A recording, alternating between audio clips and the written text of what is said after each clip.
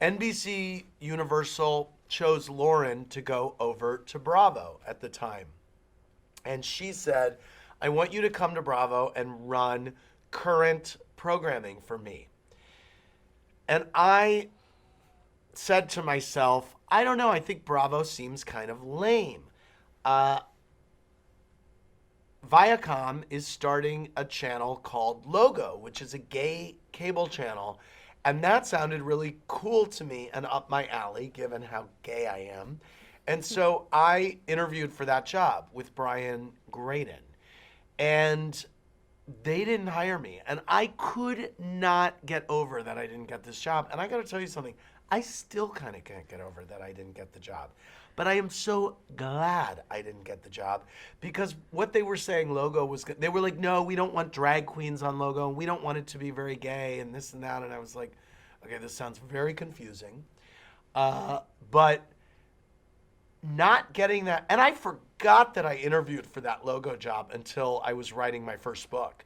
And I thought, oh my God, this is one of the great lessons in my career, that I didn't get that job that I thought I wanted so much.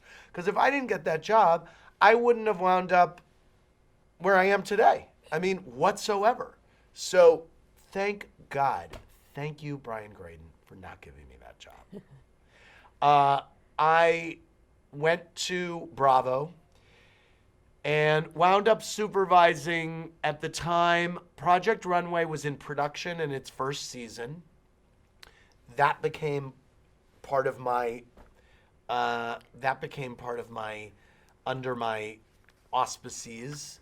I supervised almost 100 episodes of Queer Eye, which was amazing. I learned a lot about, boy, those boys, they experienced fame. Within week 3 of that show, NBC aired it.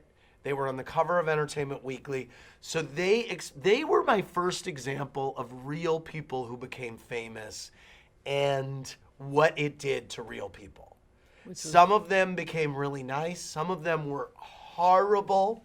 One of them, a couple of years ago, came and made amends to me and said, I am so sorry for how I behaved. And at that point, I was so used to dealing with beasts that I said, don't even think twice about it. Like, I've dealt with so much worse than you at this point. But at the time, it was really bad, and it was hard. And I've learned from dealing with housewives and myself, you know, making normal people famous has become something that I've been very close to. And I'm a normal person who became famous. And there are 2 ways to react, a good way and a horrible way. And so that's been an interesting part of my management expertise. Yeah. Managing that.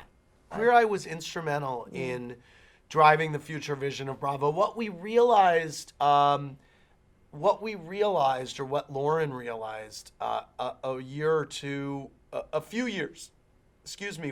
realized a few years into Queer Eye was that all of our shows fit into the 5 buckets that Queer Eye was kind of, that the Fab Five represented: food, fashion, beauty, design, and pop culture. Those were what Tom, Carson, Kyan, Jay, and Ted those were their expertise. And we realized each of Bravo's shows could fit into one of those categories. And it was a really great way for us to define ourselves as Bravo. And from then on out, every show fit into one of those categories. It's amazing.